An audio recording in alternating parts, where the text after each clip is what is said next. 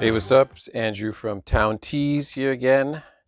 Going to show you how I print on my forever transfer paper on my Oki 8432. First things first is setting up the file inside of Adobe Illustrator. Now, the forever paper usually comes 11 by 17. There's also 8.5 by 11, but I use the 11 by 17, so I select that artboard, create that artboard. Over here is the design I'm going to be using. It's going on a kid's t-shirt. Now, since the text is white, and I want to make sure that I'm doing this properly, making sure that nothing gets trimmed off, I'm going to create a layer of black just so I can see the text. Oops, change my text to black. Don't want to do that. Okay, select that box, make a box black, lay that layer there.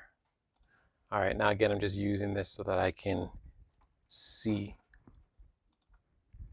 where I'm laying the image. All right, so I'm gonna put that below that one there. All right, so here's that image there, making sure that nothing is trimmed off. I usually like to maximize the paper so I can get two designs on here. Again, this is going on a kid's t-shirt, so the image is a little bit smaller. I want to get it close to the center as possible without getting the edges just too close to the edge, just in case. That looks good. I'll be able to cut it through there once it's printed. So yeah, I'm going to save that as a PDF file because the RIP software for the forever transfer paper reads PDF files. So I'm just going to save this as SSU Youth. Okay, then I'm going to go over to the RIP software right here, Forever Transfer RIP. There it is right here at the top. Select that, click on that. Once it's loaded, it will come to this management page here. Now, this is important if you're going to be removing colors or changing colors. Now, these logos are going to be going on to a black shirt. So there's no need for me to have all of this black if it's going to be on a black shirt. So what I'm going to do here is I'm going to click Remove Color, select the color that I want to remove, hit Save, and then I'm going to bring the tolerance level up to about 5. I think that works. And that's going to remove all the black. It's going to leave all of the other colors. And then once this is printed with that knockout black, it's going to have a little outline there. It's going to look really cool. So then we hit Next on that. Then we hit Next. You can change the Micromask percentage, but since we're knocking out a lot of black, we don't need to raise this percentage up. What this will do is give the print more breathability. It'll create little tiny holes in the image, which allows for breathability, longevity when it's being washed, so that water passes through the image as opposed to hitting the image and distressing the image. But again, we're going to leave that as low as possible because we have a lot of color knocked out with the black. Then we hit Print. Now we're over here at the Oki 8432. Here's my forever paper that is ready for printing. If you don't know, this is a white toner printer, so it's going to lay down white toner and then color on top of it. And here's our print. Okay, and as you know, or as you can see, all of the black has been knocked out. All right, so we're gonna marry this. Marrying is the next process over at the heat press. Okay, so we're over by the heat press now. I have the Stahl's Hotronix Fusion. Love this heat press. you get great pressure, consistency, you get great heat distribution throughout the full platen. And then you can create your different settings. So I got different settings set up for a whole bunch of different things, for easy weed, forever marrying, which is what we're going to do right now. And then once we're marrying it and we press it onto cotton, I have that setting for forever cotton, but we'll get there in a second. We're going to go back to forever marry, 310, 315 degrees Fahrenheit, and then for 120 seconds. So if you're not familiar with the forever paper, but if you're not familiar with the process, basically you're taking this B paper, which is called, which has like a polymer adhesive on it, and it's going to adhere itself under the heat and the pressure to the ink, well, the toner that is on the transparent sheet here. Okay, so the key is to line that up,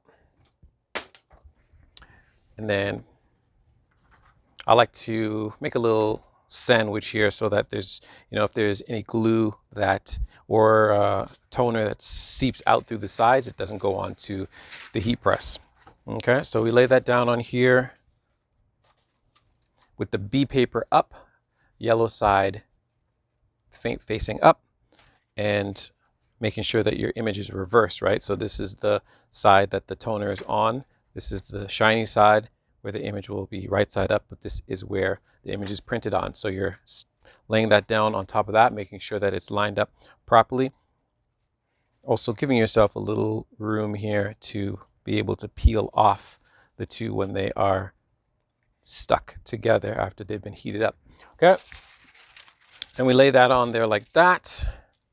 Throw that underneath and let that go for 120 seconds. Once it's ready, the key is to make sure that you give a steady, even, low, confident peel back. Don't want to go too fast because then it's gonna pull up some of the ink. Don't want to go too slow because it's going to get too cold. So you got to do it while it's warm, while it's hot really, and you got to pull it nice and low and easy and consistent. When you get to the end of an image, you just want to really go slowly so that basically the ink just pulls back from the paper. And I don't know if you can see that, but you should get a nice impression of the toner left on the polymer page. And yeah, that's a good marry. You can see it right there. And then yeah, we're gonna press this onto a black shirt and you can see what the finished product looks like. All right, now that we have our black shirt loaded up onto the platen, first thing is give it a pre-press. Probably always hear about that. That's so we can just get any moisture out of the shirt and give it a nice smooth surface to work on. Okay, then here's our transferred image, right? We're gonna place it down onto the shirt. I like to use just a little marker there so I know where, I know T-shirt Side Hustle always talks about the 3-finger rule.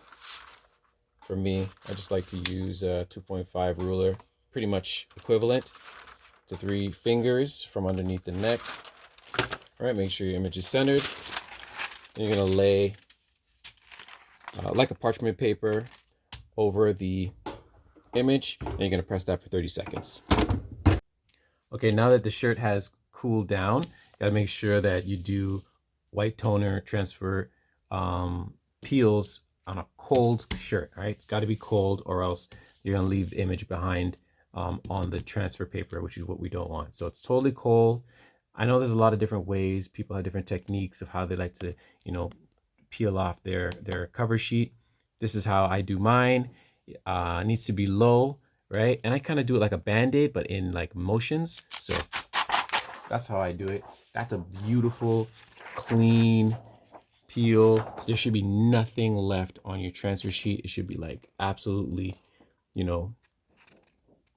clean. That means the whole image has transferred onto the garment perfectly. I'd say that was a really good transfer. And as I talked about before, we knocked out all the black because the shirt is black. So with white toner, it's important to make sure that you have lots of like just open area, right? You want to make sure that your design works with the shirt and, you know, with the print, so that it's not too much print area that's filled, because it's gonna, you know, leave a kind of like a crunchy kind of feeling. But when you have a lot of open area, give it a lot of room to breathe, the print lasts longer, and it just feels better on the shirt. So now we're going to bring back over to the heat press and just give it one last 15-second press just to really embed the image and to take off that shine. All right, there you have it. Final press, just a 15 seconds, and you can see that that image is really, you know, baked in there. It's really a good transfer. Yeah, so that's the process of doing white toner print on the Oki.